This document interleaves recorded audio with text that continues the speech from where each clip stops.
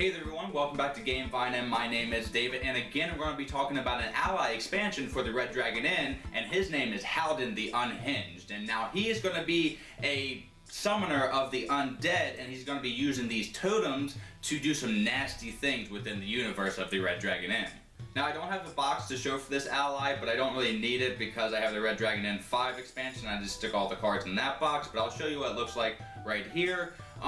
This one came out during the Red Dragon Inn 5 Kickstarter again, and the art is reminiscent of that, and you know that I love that, so they did it again with this ally, and his structure play is interesting. He has two different decks that are going to be involved during the whole game, and so without further ado, let me show you what comes in this small ally expansion, and then I'll show you how he works. Let's do it.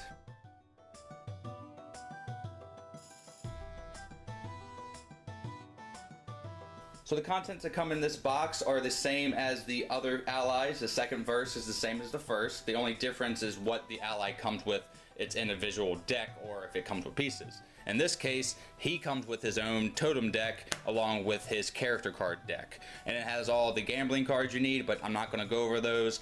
The cardboard contents, again, you have the alcohol and fortified counters, comes with tiny little gold, and it comes with the small player board. So everything you need to bust out this ally and start playing.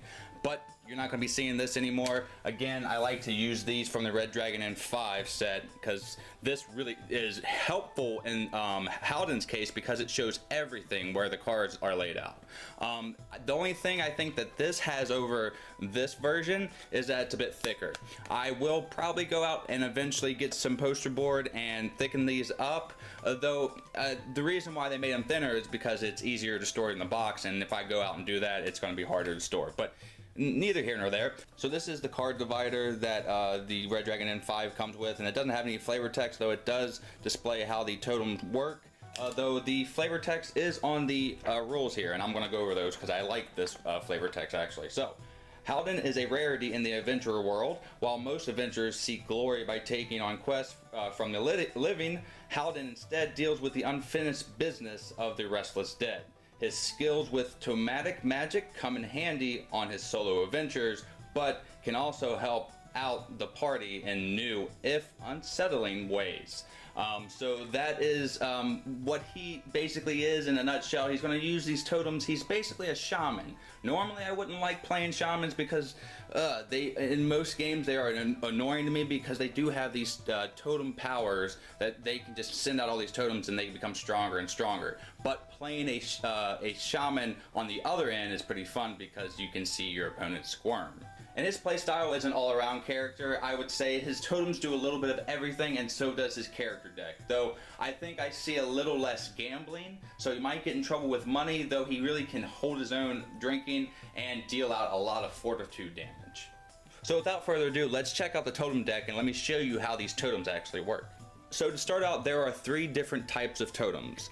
There are health totems, and there are damage totems, and there are mind totems. And normally the powers are going to be on the corresponding cards on the sides here. But what's really important is to note the right side, because that is how you're going to be activating these totems in the first place. And the totems are pretty self-explanatory, though some of them do some tricky things, and you might not expect a health totem to do damage, but this one here is gain 1 fortitude. But the next one up is pick another player, they lose 2 fortitude, and you lose 1 fortitude, because it has a little bit of damage on it. So it's kind of a two-tone spell, and I think that is really interesting and pretty cool. I'll go over what these mean in a second.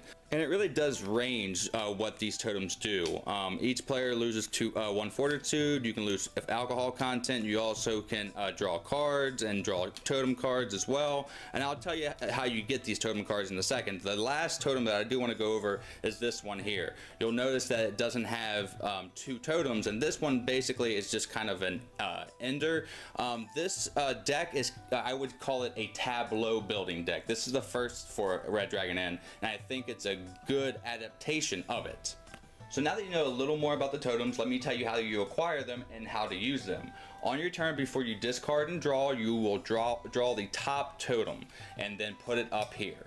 and this card here is helpful because it says totems up top here. So you'll continue to do this at the beginning of each turn, building up your totems. There's another way that you can acquire totems is the cards here. If it's on the bottom right, after you resolve this card, you will put another totem up. So you can have a lot of totems up here, but then you can also activate them. So I have these 3 totems out here, and I can use these to do a totem combo later on my action phase. Now, on your action phase, you can do 2 things with Halden. You can do a totem combo and play an action card, or you can do one or the other. Now, it doesn't matter what order you do those in, but when you do a totem combo, you have to have the appropriate signals to have it trigger a chain. So let me explain how that works. You'll have the first one here, and everyone that has a totem to the right of it, as long as it has a corresponding signal to the left, this one will be going off. So I place them like this so I can get 2 cards going off. So in this case, I'm going to gain 1 fortitude, and then I'm going to pick another player and they lose 2 fortitude and you lose 1 fortitude. So I'm kind of washing the damage I'm getting done to me, but I'm doing 2 damage, and then I'm going to do another action card that might do more fortified damage. And again, this one is just an ender, and it doesn't have a right one because it doesn't have an ability. Again, you only trigger the ones that have the appropriate one on the right side, and they have the symbol on the left as well. So in this case, I'm going to have 2 abilities, but you can have even more than that. Once you've triggered the totem combo though, these get discarded and you have to build up your totem tableau again. You do not have to use the totems if you don't want to. So I could have just done this one right here and just triggered this one, and these 2 would have gone away. But why would I do that? I'm just telling you that to keep in mind. I do want to show this last one off because there are totems that help players out. Each player gains 1 fortitude, so they get a life, and they pay 1 gold.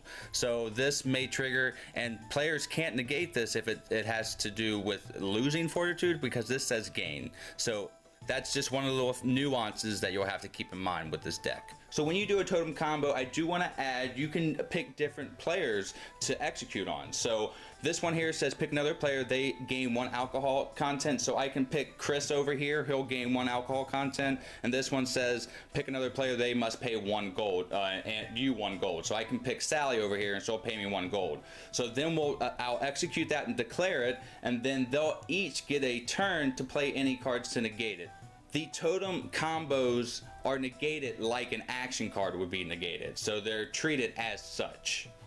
But keep in mind, if Chris were to negate this one, the whole combo would be washed, and then Sally wouldn't have to pay gold. Though if Sally were to negate this one, Chris would take it, he would take the alcohol content, and then Sally would be unscathed, not having to pay any gold. Again, this one wouldn't go off because there isn't an end totem on that combo. So in this one would be gain 1 fortitude.